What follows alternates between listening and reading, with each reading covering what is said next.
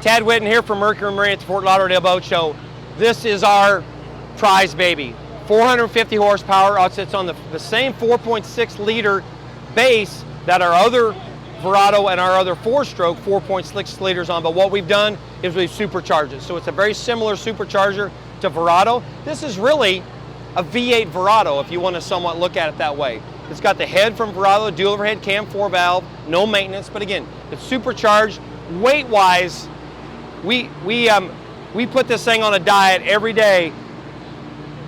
We're down to 689 pounds. So you look at our competitors, most of our competitors that aren't even 450 horsepower are 1,000 pounds or 1,050 pounds. So we're 300 plus pounds less than most of our competitors in this horsepower range, and nobody has what we really have other than 7. But they, you put 5 motors, 4 motors, that's almost a ton difference between ours.